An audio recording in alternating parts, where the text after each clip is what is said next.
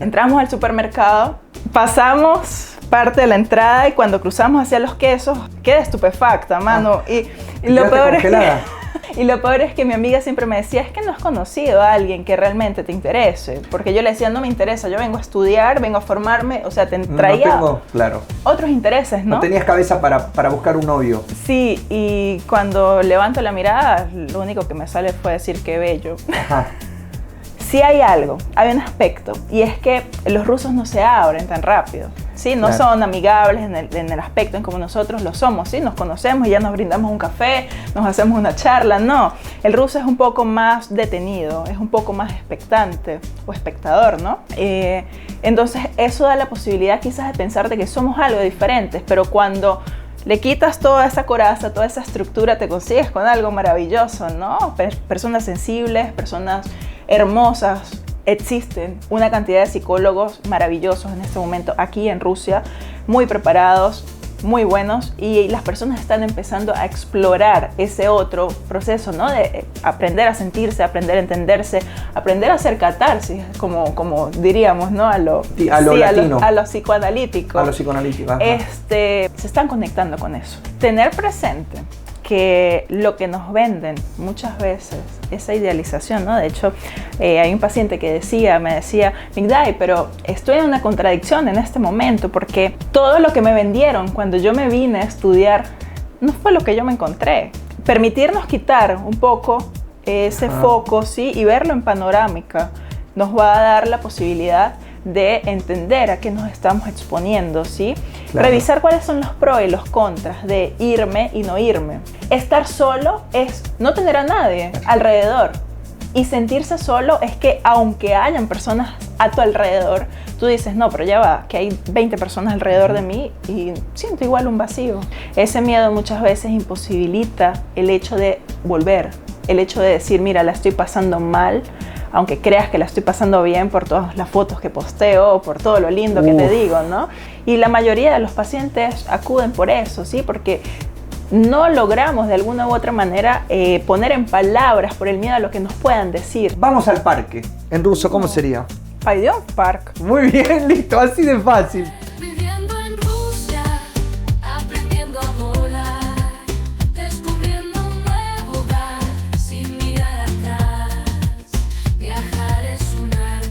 Bueno amigos, bienvenidos a un nuevo capítulo de Latinos en Rusia, otra charla. Ella es de Venezuela, lo cual me obliga a preguntarle cómo se hacen las arepas, por qué son tan ricas, entre otras cosas también es licenciada en psicología, así que creo que vamos a tocar temas muy interesantes. Ya está acá hace varios años. Migday Girón, así es. Bienvenida. Hola Manu, ¿qué tal? Muchas gracias por ¿Cómo invitarme. estás? Emocionada, ¿no? Porque es primera vez que grabo en Moscú. ¿En serio?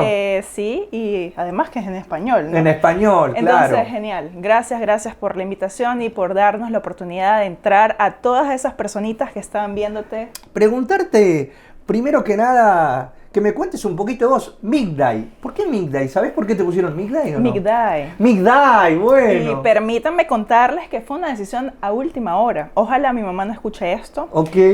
Pero dicen las malas lenguas que en lo apresurado del parto, mi mamá pare normal y había una prima con mi mamá. Sí. Y mi mamá dice, bueno, pero ¿qué nombre le vamos a poner? Ah, ¿no tenían el nombre todavía? Por lo que entiendo, no. Y mi prima le dice, bueno, hagamos una combinación del nombre suyo con el del papá de Migday. Mi papá se llama Miguel, mi mamá se llama Dailin, y de ahí sale Migday. O sea que es un nombre inventado. Sí, es un nombre fabricado. Fabricado, hecho y... A última. A última y para vos. ¿Existen otras Migday? ¿Conoces? Yo personalmente no. ¿No has buscado en internet? Pero en internet, si te metes en Facebook, hay una lista. ¿Hay una lista? Sí. Ah, mirá, o sea que hubo otras familias también que quizás pensaron a última hora. Pensaron a última hora. Y de hecho hay muchas bromas, ¿no? Memes y cosas así con nombres estrambóticos. Sí, que no puedes ni siquiera pronunciar. Sí, sucede. ¿Ejemplos? Sobre todo en Venezuela, no sé, Wilkerson, por ejemplo. Ojalá. ¿Pero qué sería Wilkinson? ¿Una mezcla de qué? No lo sé, es un pensamiento random que vino y bueno, lo pusieron, ¿no? En palabras. ¿Otro más? Ahí con eso ya estamos, ¿no? No sé, Yubiribixaida. No, ese no es un nombre. Sí, de hecho sí, hay muchas bromas que hacen en base a este tipo de nombre. Somos producto de una mezcla, ¿no? Y Claro, creo eso que sí es con verdad. esa mezcla, pues también nos hemos dado la oportunidad de adaptar el nombre propio, Y ponerlo. en Latinoamérica, en Argentina, en algunas partes, en Bolivia he visto mucho, hacen una especie de nombres extranjeros, americanos, y apellidos bien autóctonos. Sí. Por ejemplo, no sé, Wilson Mamani, existen mucho allá en el norte, o Jason Quispe, por ejemplo. Eso pasa también en Venezuela, de Sí, mezclar sí, el nombre americano distinto. Kevin, no lo sé, algo así Blanco. también. Kevin Blanco. Sí, claro. Sí, Es muy común. es muy común, ¿no? En nuestro país. Ujú. Arrancamos con lo que le pregunto a todos, y no será una excepción. ¿Cómo llegás a Rusia? ¿Por qué llegás a Rusia? Bueno, eso, primero. Bueno, yo llego en medio de un convenio bilateral que existe en Venezuela con Rusia, ¿sí? Tenemos una cantidad determinada de estudiantes venezolanos aquí en Rusia Sí. que han venido a formarse académicamente, y bueno, yo no fui la excepción, ¿no? Sí. Soy licenciada en psicología, Sí. postulo para hacer una maestría, en este caso una maestría en psicología de la información y ciberespacio. Ah, mirá. Y bueno, eso de alguna forma, digámoslo así, conscientemente y físicamente me trae a Rusia. Hay algo bastante, ¿no?, curioso, y es que toda la vida nosotros hemos estado conectados siempre, de alguna u otra manera, a este continente, ¿no?, a este territorio. Tengo recuerdos de mis abuelos, de mi abuelo sobre todo, que es un lector innato, hermoso. Mirá. Siempre hablando, ¿no?, de todo esto que fue la Unión Soviética, de cómo se desarrollaron algunos... O sea que lo fuiste mamando de chica. Sí, Ya en tu casa sí. se escuchaba la palabra Rusia, Unión Soviética. Claro, y años después, cuando llego aquí, me entero que mi abuela paterna, en algún momento de su vida, también estuvo en la Plaza Roja. Ah, mirá. Entonces, creo que sí, de alguna forma hemos estado conectados, ¿sabes? ¿Pero Con tenías ese esto. sentimiento de intriga o fue una decisión netamente estudiantil de oportunidad? No, yo sabía, incluso estando en la universidad, Ya en tu país. sí. ¿Vos te recibís de licenciada en tu país? Sí. Ajá. Estando en mi universidad haciendo la carrera, yo decía, ¿no?, termino y cuando salga del país voy a salir no por una situación arrebatada, voy a salir por algo planificado. Ah, mira. Y lo planificado siempre estuvo estudiar, formarme, ¿no?, Claro. de otra manera, en otro país. Y estuvo siempre Rusia entre las opciones. Y se me dio la oportunidad y bueno, aquí estamos. Aquí, ¿cuántos años ya? Voy para 3. Va para 3. Fuera de aire me decía, quiero volver a casa. Sí. ¿Qué extrañas? ¿Qué extrañas de casa? Comer, Ajá. el sol. ¿Sos de un pueblo con mar o no? No, yo soy de la zona andina de Venezuela. Ah, mira. Hay muchas montañas, hace frío, sobre todo soy de un pueblo llamado Rubio, que es muy conocido, porque bueno, es un pueblo re lindo. Y hace frío, hay montañas, estamos así como que muy conservados, ¿sabes? Ah, Pero sí, extraño el sol. ¿Qué más? Puedo extrañar a mi familia, lógicamente, ¿no? A las Sí. amistades, al terruño.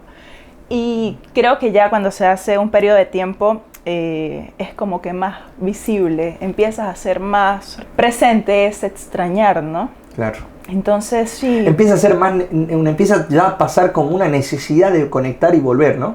¿Crees Sí. que pasa eso? Sí, porque no es lo mismo conectar a través de una cámara o a través de una videollamada a conectar físicamente, ¿sí? Sí. De darte un abrazo, de, no sé, decirte o de darte un beso y de estar ahí, sentarnos a tomarnos un café y conversarlo, O ¿sabes? hablar el mismo idioma, aunque lo hablás por videollamada, pero me refiero a hablar el mismo idioma El y que el contexto, idioma sea el ¿no? contexto, ¿no? No sé, en el patio de la casa de tu abuela, lo que sea, que calculo que debe ser duro. Estando acá no hay nada que lo compense. ¿Y cómo fue ese proceso de estudio acá en Rusia? ¿Cómo lo viviste? Fue traginoso, porque yo llegué en pleno COVID prácticamente. Ah, 2020, 21. 2022, aterricé yo aquí enero del 2022 y pasaba que venía con un año tardío, es decir, yo no había comenzado en los periodos normales universitarios y la universidad al llegar me dice, bueno, prepárate porque el lunes vamos a tomar la decisión si te quedas o te vas. Ufa. Entonces, claro, todo esto al principio ha sido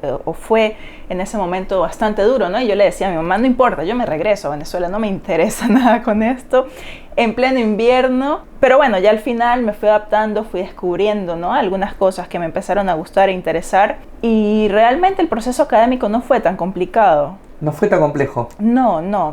Nosotros venimos de una exigencia académica bastante fuerte. En Latinoamérica tenemos un nivel educativo bastante interesante, bastante integral. Entonces, adaptarme a ese proceso académico no fue nada difícil. Lo difícil fue el idioma, ¿no? Ajá. Y sin embargo, en 6 meses, como que, bueno, ponte los patines que ahí vamos. Y bueno, sigue siendo difícil porque nunca vamos a hablar nativo, ¿no? Pero sí, no fue tan traumático. Aberrante, sí. No fue tan traumático. En ese proceso, ¿conoces a alguien? Sí. ¿Cómo fue? Época de Ramadán.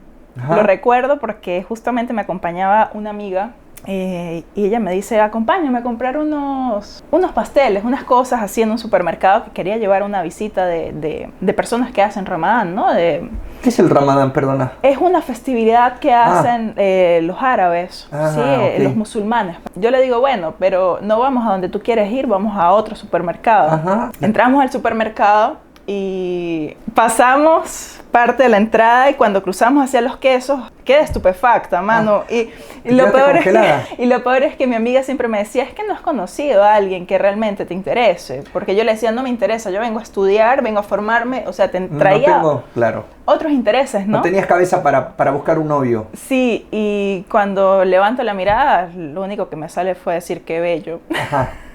Fue súper cómico porque yo pensé que lo había entendido. ¿Qué? Tu mirada... Lo que había dicho. Ah, vos dijiste qué bello, lo dijiste en voz alta, bello, pensaste claro. en voz alta. Mirándolo a él. Claro, y él inmediatamente se dio cuenta.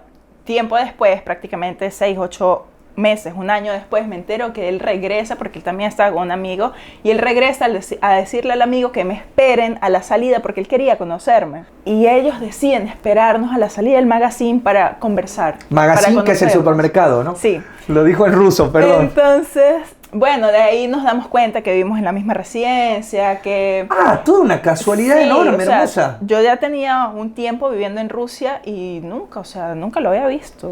Pero él es ruso. Sí. Mirá, pero no de acá, de Moscú. Es de Belgorod. ¿Y dónde está eso? Al sur, un poco hacia el sur. Al sur. Él era Frontera. estudiante y estaba viendo... Pero el supermercado donde se encontraron, ¿estaba cerca de la universidad? Sí, Ah. de la Resi. ¿Cómo llegó el amor? No, el amor llegó Pierre Glass. Ah, ¿a primera vista? Sí, pero no, en realidad fue un tiempo, ¿no? Conocernos, salir, venía verano, el verano le quita a la gente, le abre los caparazones, claro. Y bueno, pasa de todo, ¿no? Claro. Y en ese momento, en eso de experimentar, si nos gustamos realmente, si, ¿qué era lo que pasaba? Sí, pues nada. Pasaron cosas. Sí. Qué bueno. Y ya... Y hoy está muy cerca de convertirse en esposos, ¿o no? No lo sé, vamos a esperar. Ay, bueno, perdón, estoy diciendo algo apresurado. Estás dando las noticias antes de tiempo. Pero vamos a preguntarte si te gustaría igual casarte. Claro. Sí. ¿Y a él? Sí, creería que sí, ¿no? Hace Ajá. parte de una tradición muy rusa. El matrimonio. Sí, de eso, de la familia, la concepción, de lo fundamental del ruso, ¿no? Del ruso, que es el matrimonio. Uh-huh. Primero, me gustaría preguntarte sobre si se pudiste entender cómo funciona la mente en términos de psicología del ruso. Somos muy distintos en muchas cosas y psicológicamente me doy cuenta Sí, se entiende, pero francamente es complicado responderte. ¿Por qué? Porque culturalmente y tradicionalmente tenemos otra estructura, ¿sí? Otro tipo de personalidad. Entonces tendríamos que revisar, ¿no? Desde el principio tendríamos que irnos a la historia, al desarrollo de cómo ha sido, por lo menos esta última generación, ¿no? Esta última de rusos, que ha estado muy metida en todo esto del transcurrir de la guerra, ¿sí? Cómo históricamente esto ha afectado y cómo desde algún punto de vista nosotros creemos a través de las pantallas que son personas frías, que son personas que tienen mucho temple, ¿sí? Que son, para decirlo por ahí, como creemos nosotros, fuertes, duros. ¿Se traslada eso también a su forma de expresar sus sentimientos o no? No con todo, y fíjate Ajá. que esto es una pregunta interesante porque creería que estamos en un momento en el que todos, indistintamente donde nos encontremos, El mundo. tenemos la posibilidad ahora, de expresar lo que sentimos, ¿sí? Llámese hombre, llámese mujer, llámese anciano, llámese joven. Sí. Entonces, eso nos ha permitido explorarnos de una manera diferente. Si hay hay un aspecto, y es que los rusos no se abren tan rápido, ¿sí? No Claro. son amigables en el aspecto en como nosotros lo somos, ¿sí? Nos conocemos y ya nos brindamos un café, nos hacemos una charla, no. El ruso es un poco más detenido, es un poco más expectante o espectador, ¿no? Entonces eso da la posibilidad quizás de pensar de que somos algo diferentes, pero cuando le quitas toda esa coraza, toda esa estructura, te consigues con algo maravilloso, ¿no? Personas sensibles, personas hermosas en todo contexto. Entonces creería que conductualmente no nos aislamos mucho, ¿sí? de lo que es la esencia de nosotros. En Argentina todo el mundo hace terapia. Hablamos fuera de cámara. Bueno, a Migday la conozco ya hace un tiempo, siempre charlamos. Ella le gusta mucho un gran terapeuta, ¿está bien dicho? Psicoanalista. Un psicoanalista, perdón, que es nuestro querido Rolón, que lo queremos mucho en Argentina. Y Rolón decía que en Argentina es una de las capitales, por lo menos Buenos Aires, con más psicólogos por cantidad de habitantes. Yo lo noto mucho más, que eso existe mucho en Buenos Aires. Yo soy del interior, entonces... Y en Latinoamérica también me imagino que la terapia es más común. Acá no es tan común, el ruso no hace tanto terapia. O no lo ve como una opción, o estoy equivocado. Pasa que nosotros tenemos la influencia de Occidente y por ende estamos más abiertos a estas formas nuevas, ¿no? Ajá. ¿Qué pasa? Aquí en Rusia, cuando la Unión Soviética, la psicología no era vista con buenos ojos, por decirlo así. Por eso es que hasta el momento, por ejemplo, ensayos de Vygotsky, que es uno de los psicólogos más universales que tenemos, y digo tenemos porque me apropié, ¿no? En cierto aspecto, no aparecieron. ¿Sí? Fueron de repente modificados, fueron de repente vulnerados en algún aspecto, y eso nos lleva a entender por qué la psicología hace parte de una ciencia nueva aquí en Rusia. ¿Nueva cuántos años? No sé, pongámosle algunos 20, 30 años. Muy nueva. Sí, entonces eso nos da a entender, ¿no? Porque de repente decimos, bueno, pero ¿por qué Argentina tiene la mayor cantidad de psicólogos por persona y en Rusia no se ve? Es por eso, ¿sí? Porque antes se veía la psicología como una influencia diferente al modelo político que estaban construyendo acá, ¿sí? Entonces eso en este momento se está desmitificando. Existen una cantidad de psicólogos maravillosos en este momento aquí en Rusia, muy preparados, muy buenos, y las personas están empezando a explorar ese otro proceso, ¿no? De aprender a sentirse, aprender a entenderse, aprender a hacer catarsis, como diríamos, ¿no? A lo latino. A lo psicoanalítico. A lo psicoanalítico. Ajá. Se están conectando con eso. Es una novedad. ¿Crees que ahora los jóvenes de 15, 20 años, la próxima década va a ser diferente en ese sentido acá? Sí, tenemos o existe más conciencia en este momento, ¿sí? Y fíjate que leía hace un par de meses algún extracto que decía que esta nueva generación se ha dado la oportunidad de conocerse, sobre todo los hombres, ¿no? Han empezado a romper ese mito de que debo ser el fuerte, ¿sí? Debo presentarme siempre como una figura de imposición. Ahora el hombre también se da la oportunidad de conocerse, de sentirse. ¿Acá también crees? Sí, y de hecho te puedo decir que gran parte de los pacientes que tengo que acuden a la terapia conmigo son hombres, perdón. Ajá.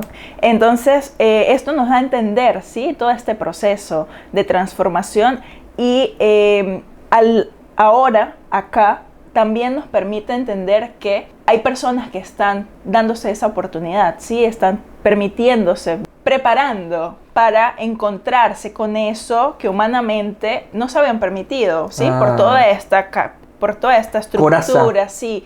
Entonces se está viendo, y además que las redes sociales en este aspecto, aunque parezca paradójico, ¿no? Con todo lo que hemos comentado afuera. Que lo vamos a charlar, claro. Sí, pues ha generado una gran influencia en esa decisión de decir, bueno, no me quiero callar más esto que estoy viviendo, no me quiero reprimir más de esto que estoy viviendo.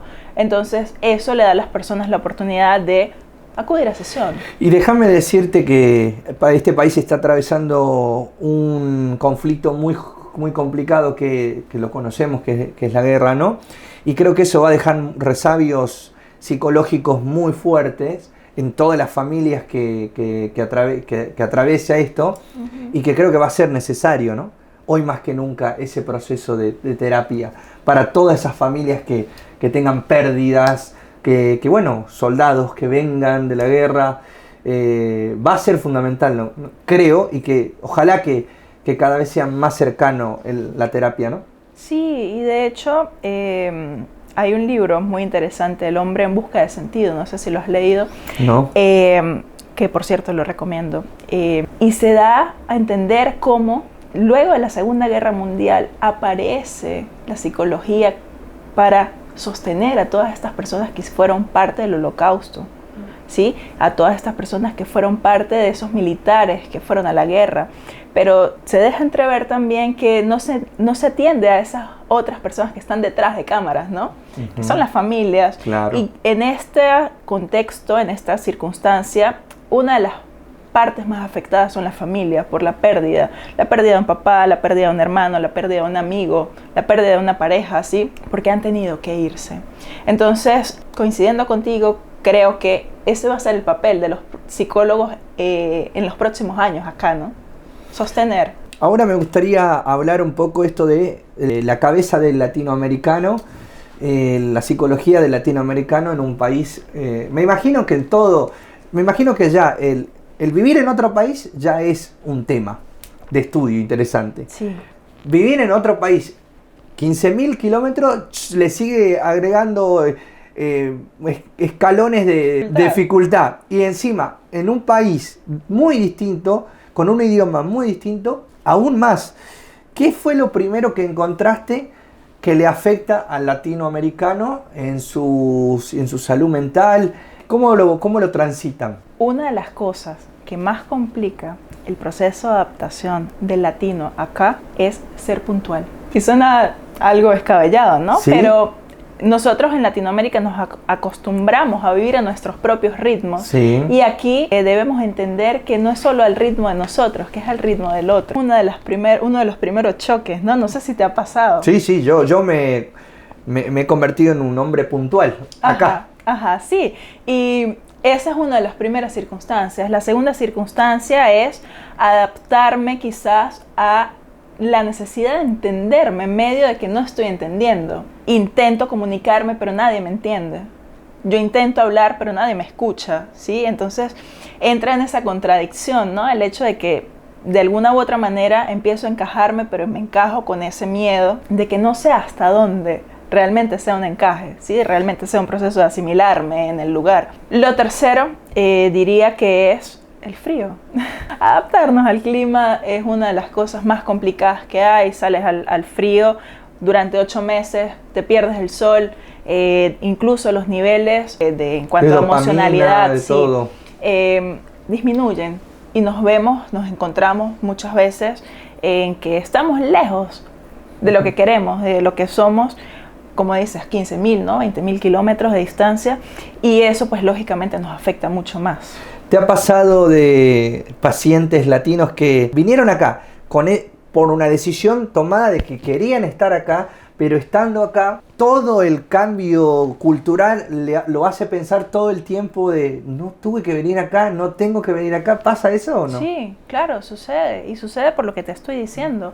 No es solamente lo que nosotros idealizamos, ¿sí? Lo lindo que puede ser. Y muchos confundimos lo que es la calidad de vida con la vida de calidad, ¿sí? Entonces, ¿Cómo es eso? La calidad de vida es lo que yo puedo tener a través de servicios, lo que yo puedo tener con comodidad, ¿sí? Que Rusia te lo ofrece. Por lo menos Moscú. Sí, pero la vida de calidad es eso que me acerca a lo que yo quiero, a donde yo me siento bien, a donde yo me pertenezco. ¿Se puede tener calidad de vida y no vida de calidad y viceversa o no? Ya eso tiene que ver con tu sistema de valores. Lo que tú quieras poner en apuesta. En la balanza, ¿qué Claro. prefieres? O sea, ¿se puede tener las dos cosas? Seguramente en cualquier otro lugar del mundo, ¿no? Quizás quien tenga capacidad de resiliencia y adaptación lo puede lograr, pero no todo el tiempo se pueden tener las dos tan En equilibrio. sostenidas, claro. Ajá. ¿Siempre nos va a faltar una, pensás? Sí, siempre va a faltar ¿Y cuál es algo. mejor? ¿Cuál debería faltar? ¿Debería faltar la vida de calidad o calidad de vida? A mi parecer, Sí. creería que, y en nuestro constructo latino, creo Sí. que nos falta más, sería mejor que nos falte la calidad de vida en algún aspecto, porque somos más cercanos. Y eso está en contra de lo que vivimos pensando en Latinoamérica que nos falta, que es calidad de vida. ¿No es una contradicción en sí mismo? Sí, y a ver, pongamos un ejemplo no muy distante, ¿no? Ujú. Hay muchas personas que se van por el sueño americano, Sí. ¿sí? Y el estar en el sueño americano implica alejarte de tu familia, no sabes por cuánto tiempo. Sí. Si te vas, por ejemplo, ilegal. Claro. Supongamos un periodo de 5 años. ¿Qué pasa?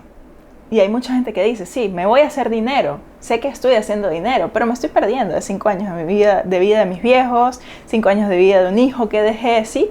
Entonces, a eso me refiero cuando digo calidad de vida y vida de calidad. Y no las podemos tener quizás las dos muy agarradas, ¿no? Ujú. Tenemos que perder alguno, o Tenemos alguna que- de las cosas, ¿no? El tema de la pareja intercultural genera problemas más de lo que puede tener otra pareja de los mismos países. Tenés pacientes que tienen parejas rusos. ¿Qué problema se da? ¿Qué problema los acude siempre? Fíjate que más allá de que sea intercultural, lo que más acude a la pareja a la sesión es por comunicación. Llámese, porque estamos hablando de ruso a español, de inglés a Sí. español, de español a chino, siempre es la comunicación, ¿no? Entonces, tiene que ver con códigos que nosotros nos establecemos, porque tú también tienes una esposa rusa Sí. y te entiendes muy bien. Porque habla español. Ajá, pero además de que habla español se genera un vínculo, Sí. ¿sí? Y ese vínculo es ese código por el que va la información que tú quieres emitir y que ella recibe. Ujú. Entonces se va dando, ¿no? Y se va permitiendo en base a ese interés, en base a ese deseo, en base a todas esas construcciones que se hacen en pareja, la posibilidad de que sea una pareja normal, funcional, ¿sí? No tiene que ver con que hablemos otro idioma. Tiene ¿Crees que que ver, de verdad no afecta eso? afectaría, ¿sí? Cuando nosotros de repente lo pensamos. Ajá. Sí, tú dices, a ver, pero es que me pasa, ¿sí? Me expongo aquí un poco, ¿no? Muchas veces me pasa que de repente yo solo hablo español Sí, y muchas veces no sé decirlo todo en ruso. claro. Entonces me quedo tartamudeando y le digo a mi novio, ¿no? ¿Cómo se dice eso? ¿Cómo lo explico, no? Claro. Pero fíjate que hay un aspecto interesante en todo esto y es que esa persona está prestando atención y dice, se dice de esta manera. Ajá. Entonces quiere decir que en ese proceso de comunicación al que te estoy refiriendo, existe otro canal abierto para el entendimiento. Cuando yo te presto atención, ¿sí? Porque de repente yo estoy pensando que él no me está entendiendo, que yo no me estoy refiriendo como yo deseo. Claro. Pero sus sentidos y su atención está ahí, presente, y te dice, te estoy entendiendo. Claro. Y eso tiene más valor que todo lo demás. Tendría que ponerse en una balanza, ¿no? Y saber qué es lo que yo estoy apostando, qué es lo que hay en la relación, qué es lo positivo que yo tengo con esto, ¿no? Con esta persona, qué es lo que he construido y si eso realmente es más importante o no que hablar una misma lengua. ¿Qué consejo se le puede dar a un migrante que llega a un país como este? ¿Con qué se puede encontrar y cómo puede ayudar a transitar esa migración? Tener presente que lo que nos venden muchas veces, esa idealización, ¿no? De hecho, hay un paciente que me decía, Migday, pero estoy en una contradicción en este momento porque todo lo que me vendieron cuando yo me vine a estudiar no fue lo que yo me encontré.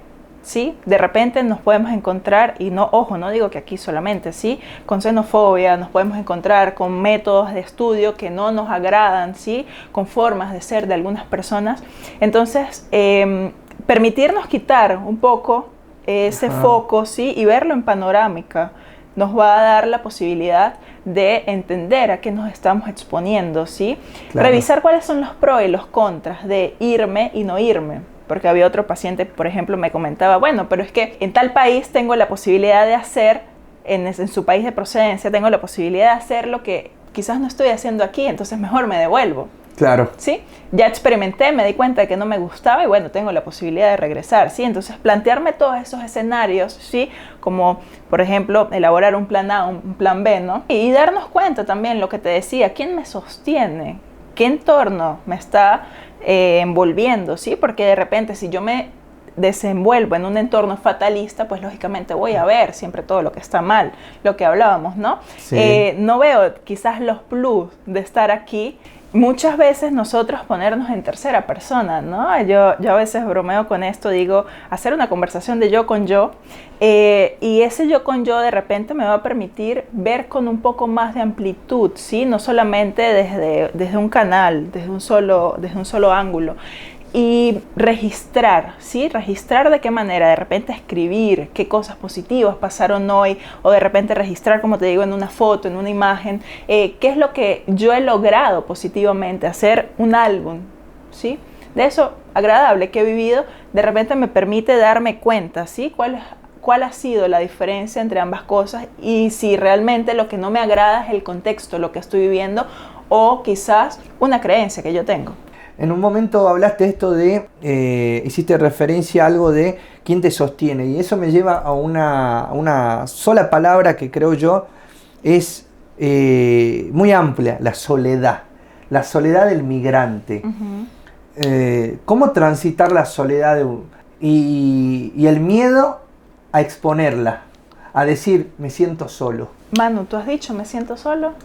¿O de repente lo has podido poner en palabras desde que estás aquí? Me lo he dicho para mí. En algunos momentos he dicho, wow, me siento solo.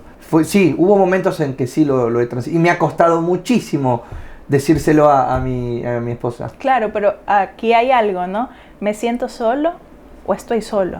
Es importante, ¿no? Determinarlo, claro. Porque de repente yo me puedo sentir solo en medio de una marea de personas. No pertenezco a eso donde yo estoy, ¿sí? Entonces, independientemente de las personas que de paso pasan como en un Reels, ¿no? O sea, sí.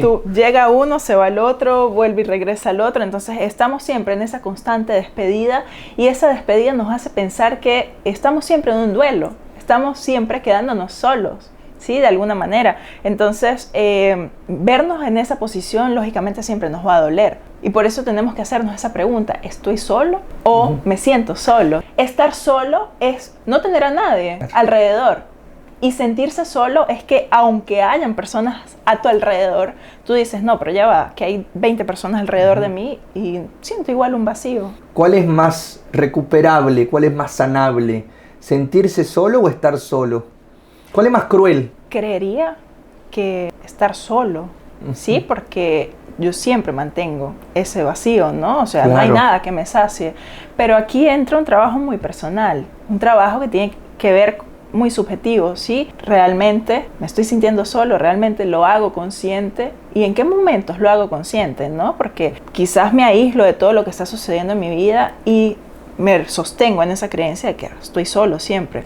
Pero tiene que ver con revisarlo, porque de repente podemos mejorarlo, ¿sí? Lo podemos, claro. Puedo empezar a crear alternativas para que ese estar solo, aunque esté acompañado, me haga sentir un poco mejor, claro. ¿Sí? Me haga sentir un poco más tranquilo, incluso conmigo mismo. A veces nos estorba estar con nosotros mismos y no sabemos llevar la soledad por eso, porque no nos conocemos.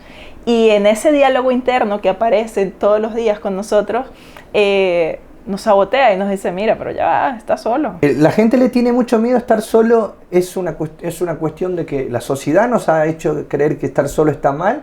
Sí, porque fíjate, lo que hablábamos al principio, ¿no? Está lo moralmente establecido. Si estás solo, quiere decir que nadie te quiere.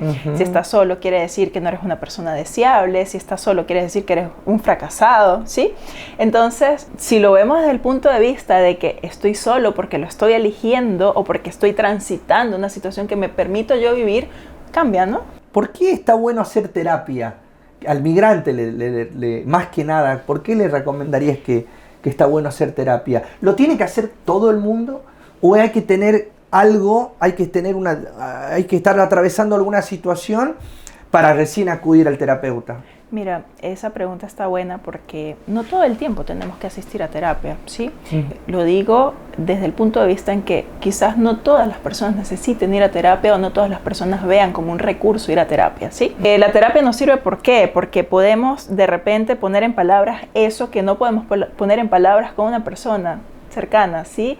La terapia nos permite encontrarnos y entendernos a nosotros mismos y además generar herramientas para enfrentar eso que está sucediendo.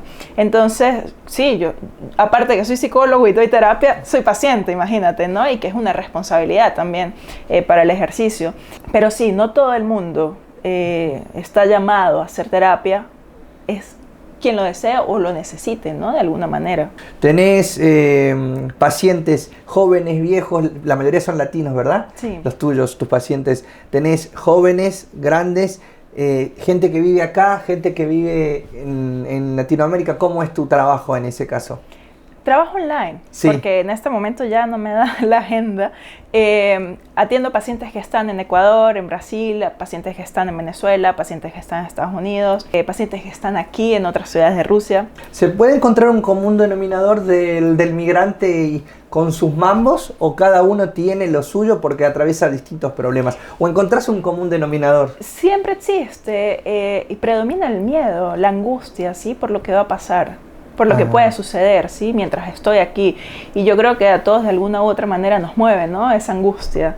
La frustración. La frustración ya hace parte de otra circunstancia, ¿sí? Porque la frustración viene de algo que quizás no pude controlar, de algo que no estoy recibiendo, que quisiera recibir. Claro. De algo que, sí, no se pudo efectuar como yo quería. Y el miedo no es también el miedo cuando te vas de tu país, ¿no? El miedo, ¿por dónde pasa? Pasa por esto de voy a defraudar a mis papás. ¿Qué va a decir la gente que cree que vine a triunfar y vuelvo y no triunfé? ¿Qué miedo tiene común? ¿Qué miedos afrontamos cuando nos vamos fuera de casa, tan lejos, en un país lejano? Que quizás me vean volver sin nada en las manos, ¿no? De repente vengo con la ilusión de ser, no sé, licenciado o de convertirme en un empresario importante y me veo al cabo de 4 o 5 años y digo, bueno, pero estoy en el mismo lugar, ¿no? Que como llegué. Entonces, ese miedo muchas veces imposibilita el hecho de volver, el hecho de decir, mira, la estoy pasando mal, aunque creas que la estoy pasando bien por todas las fotos que posteo o por todo lo lindo que te digo, ¿no? Y la mayoría de los pacientes acuden por eso, ¿sí? Porque no logramos de alguna u otra manera poner en palabras por el miedo a lo que nos puedan decir, ¿sí? Entonces, tengo miedo de expresarle a mi familia que la estoy pasando mal. Tengo miedo de decirle a mi familia que en el cuarto donde vivo no me gustan las personas o que no me logro adaptar a esta sociedad, ¿no? Entonces, si no lo cuento, de alguna u otra manera voy a evitar que me juzguen. Yo prefiero creer que lo puedo sobrellevar a hacerlo evidente, ¿no? Porque hacerlo evidente significa una serie de cosas que en esta sociedad de éxito nos han hecho creer que deberían ser así, ¿no? Las redes sociales es parte, por ejemplo, del contenido que hago. Mostramos muchas sonrisas en redes sociales, muchísimas. ¿Sí? Instagram es una catarata de cosas lindas y detrás hay cosas una vida real, ¿no? Mi esposa me decía, siempre hablo mucho de ella porque con ella hablo todo el tiempo y me decía, le digo, no sé si está bueno mostrar todo lo que no pasa realmente en tu... Quiero decir, no sé si está bueno siempre mostrar lo lindo. Y ella me decía algo muy interesante y entrábamos en un debate nosotros con ella. Me dice, yo no estoy en contra de no mostrar, me dice, porque quizás mucha gente es lo único que tiene de bueno del día. Mostrar algo que le gustaría hacer pero que no es. Entonces es un escape a la realidad que es totalmente distinta y que no te gusta. Entonces a través de esa red mostrás lo que vos querés mostrar, que te gustaría ser. ¿Se entiende lo que digo? Sí. Más o menos entendés lo que digo. Yo le digo, pero es cruel. Es muy cruel eso. Porque te estás mintiendo a vos primero y después mintiéndole al que mira tus redes sociales. Te viene siendo doblemente cruel a mi mirada. Ella me dice, no, ¿por qué si es un escape, es una salida? Por un momento sentís que sos ese y no sos 100% ese. ¿Entendés mi análisis ahí? ¿Qué crees que pasa con ese mundo Mira, hay una parte de la historia del desarrollo de la personalidad, ¿no? Y es que nosotros somos como muchas caretas. No sé si has visto esta película de Fragmentado. Ajá. Ponen, ¿no?, muchas personalidades. Claro, estábamos viendo lógicamente un trastorno, ¿no?, de personalidad, pero fíjate que muchas veces esas máscaras, esas formas de interfaz, ¿no?, se llaman, nos permiten adaptarnos a diferentes situaciones. Y con esto de las redes sociales es bastante interesante porque no solamente transmitimos eso que nosotros queremos ser, sino que transmitimos eso que de alguna u otra manera nos sostiene. Fíjate que tú dices, ¿no? Parte de mi trabajo tiene que ver con las redes sociales. Y de alguna manera yo necesito generar un contenido que capte. Que sea entretenido. Claro, que capte la atención de esas personas que me consumen. Entonces, muchas veces ponemos de prioridad eso que esa comunidad desea consumir y no lo que nosotros estamos sintiendo, ¿sí? Muchas veces a sesión llegan personas que tienen contenidos hermosos en las redes sociales que tú dices, quisiera vivirlo. Y realmente las personas están hechas pedazos por dentro, ¿sí? Están viviendo una situación terrible en sus vidas. ¿Y por qué hacen eso? Porque tiene que ver con un consumidor, ¿sí? Yo genero una demanda y tú debes cumplir esa demanda para de alguna u otra manera satisfacerlo. Pero en mi caso yo puedo entenderlo porque dentro de mi mundo también es mi trabajo. Uh-huh. Pero el que no es el trabajo... No lo sé, quizás sí, tiene que ver con una forma de escape, ¿no? De esa realidad que vive, de que de repente buscamos de alguna u otra manera la anuencia de otras personas a través de eso que yo estoy posteando, claro, lindo, que yo puedo decir, bueno, esto está chévere. Y para las demás personas pues también al recibir esa información me ponen un like. Y claro, ese like me ayuda quizás de alguna manera a sostener mi vida, ¿no? Y mi vida. ¿Y eso está mal? Es subjetivo. Ajá. ¿Sí? Si a la persona le hace bien, ¿está bien? Sí, pudiese ser que sí, no lo sabemos, ¿no? ¿Hasta dónde? Porque fíjate, si es una persona que de repente la está pasando muy mal y pone una foto, no sabemos hasta dónde eso sea factible, ¿no? Otra cosa muy interesante, esto de la frustración constante, ¿no? Da la sensación que la sociedad de hoy todo lo quiere ya, los chicos todo quieren ahora, ya mismo. Si no logro tener 50.000 seguidores en una semana, ya no valió la pena. Uh-huh. Si me fue mal en una materia, ya no es la carrera para mí. Pasa mucho eso también hoy, ¿no? En la sociedad, esto de lo inmediato, es una locura, ¿no? Una verdadera locura. Y fíjate que esto lo describe mucho una psiquiatra que se ha vuelto muy famosa en los últimos años, Marian Rojas Estapé. Y ella habla de cómo funciona, ¿no? el nuevo sistema con el que nosotros simplemente le damos clic a algo y funciona. Y de una vez recibo una respuesta a ese estímulo, ¿sí? Entonces, esta sociedad, esta nueva generación, ¿sí?, de niños pequeños, 12, 10, 8 años, es más, menos, ¿sí?, porque ahora el niño desde que 5 meses ya tiene una tablet, empieza a pensar y se empiezan a generar algunas vías cerebrales, algunas construcciones a nivel cerebral que nos impiden retardar la recompensa. ¿Sí? Claro, eso. Y en esa retardar la recompensa aparece la frustración. Fíjate que un paciente hace unos días me decía, ¿no? A ver, pero es que si yo no veo el resultado de la sesión en una semana, o de repente si yo me equivoco en este proceso de entrenamiento, entonces voy a pensar inmediatamente que esto no me va a servir de nada. Y yo necesito la garantía de que esto funcione. Claro, eso, ¿no? Necesitar esa garantía de que no estoy perdiendo mi tiempo cuando decís, bueno, pero eso no es así, no funciona así. Deberíamos darnos un poco más de margen, como lo hacían nuestros padres, nuestros abuelos, que proyectaban, no sé, a 10 años, a 5 años, hoy a un mes y no funcionó. Se acaba, claro. Se acaba. Bueno, amiga, y tenemos un juego. Ahora vamos a arrancar con las preguntas. Son random, no es obligación que lo sepas todo. ¿Quién mandó a construir la famosa y hermosa y bellísima Basílica San Basilio? Uy, no me acuerdo y lo leí. ¿Qué zar? Te voy a dar 2 opciones si querés. ¿Pedro el Grande o Iván el Terrible? A ver, no. Y lo leí, que fue lo peor. Puede pasar, todo nos pasa. No, si mal no me recuerdo fue Pedro. No, Iván el Terrible. Bueno, puede pasar. Lo he leído 1000 veces. Hay parte de los materiales que se usaron que se dice que tienen que ver con oro venezolano. Mirá vos. Sí. Qué interesante eso. Entonces, lo leí. Y quedó ahí. Eso no, esa partecita uno... Eso no va en el video. Bueno, pero te digo opciones, bueno, puede pasar. ¿Cómo se llama la crema que se le pone usualmente a la sopa borscht? Metana. Es metana, muy bien, ahí. ¿En qué oblast o región también se encuentra el famoso lago Baikal? ¿Qué lugar conocido? Sí, región. sí. Hace mucho Arriba, frío. En Siberia. Sí, Siberia. Última ciudad rusa donde se corrió una carrera de Fórmula 1. No sé, diría Sochi. ¡Muy bien! Decime por lo menos 2 diferencias que hay entre la religión ortodoxa que se pregona acá y el catolicismo. El ortodoxo, Sí. según lo que he visto, ¿no?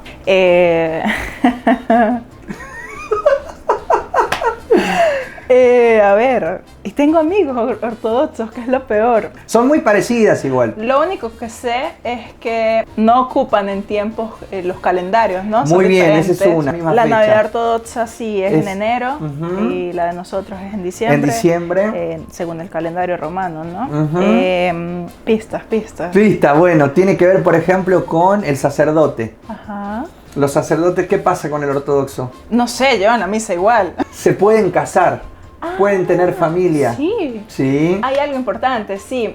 Justamente hace un par de días, disculpa que te interrumpa, estuvimos en un bautizo de Sí. ortodoxo y nosotros en Latinoamérica por lo menos bañamos solo la cabeza, La cabeza. del bebé, ¿no? Y se pone algún óleo, algunas cosas en la frente. Aquí bañan a la persona. Bañan al niño. Bueno, alguna, 2. Bueno, es que no soy tan religiosa, mano, no Claro. me pidas. Bueno, está bien. Que nos ponemos la... Ah, también. un un pañuelo para pañuelo, entrar. las Es mujeres, sí. Para mujeres es obligatorio estar todas tapadas. Sí. Bueno, esa la doy como válida. ¿Qué? ¿Qué escritor ruso escribió Crimen y Castigo? Chekhov. No, Dios, se me olvidó el nombre, a mi abuela le encanta ese libro. Empieza con D. ¿Y qué letra le sigue? Dostoyevsky. Claro, Dostoyevsky. Él escribió Crimen y Castigo. Pero A mi puede abuela pasar. le encanta. ¿A tu abuela le Chekhov, encanta? no pongas esa última. por Bueno, la favor. voy a poner esa última. ¿Cómo se llamaba la esposa del poeta Alexander Pushkin? No, Caterina. No, Natalia. Y por último, para cerrar, ¿puede decir alguna de estas frases en ruso? ¿Cuál? Por ejemplo, elige, me voy para el parque, es una opción que tenés. Vamos a comer panqueque a la Plaza Roja, esa es otra opción. O bienvenidos a Moscú, la ciudad más linda del mundo. ¿Cuál quieres decir? O inventa una tú. A ver, ¿cuál tiene más significancia para ti, quizás? Para mí, no, la más fácil. Vamos al parque. En ruso, ¿cómo sería? Paidion Park. Muy bien, listo, así de fácil. Bueno, ahí está, excelente. Respondiste casi 50 y 50. Bueno, es que no me dio tiempo de revisar la historia. Es verdad, no te dije que iba a haber un poquito de historia. Pero bueno, no importa. Miguel, ¿la has pasado bien? Gracias Manu por la invitación, gracias porque nos das la oportunidad, ¿no?, de sentarnos y hablar un poco de lo que tiene que ver con la vida de nosotros acá y que creo que no dista mucho de la vida de muchas personas que están alrededor del mundo. Creería que es un espacio que nos permite contemplarnos, ¿no?, desde otras perspectivas. Gracias, Miguel. Gracias, Manu. Gracias por todo, por tu tiempo. A ti. La he pasado muy bien. Será hasta el próximo capítulo de Latinos en Rusia, una venezolana. ¡Ah! Pará, me olvidé. La próxima. No la voy a responder voy a porque hacer todos ellos saben la realidad. La última pregunta y con esto cerramos. ¿La arepa es venezolana o es colombiana? ¿Qué crees tú? Es venezolana y no sé. Hasta luego, amigos. Gracias por haber hecho parte del podcast. Es venezolana. Estoy totalmente de acuerdo contigo. No hay más preguntas. No hay más preguntas. Vale. No hay ningún debate. Es venezolana, se ha dicho. Hasta la próxima. Chau, chau.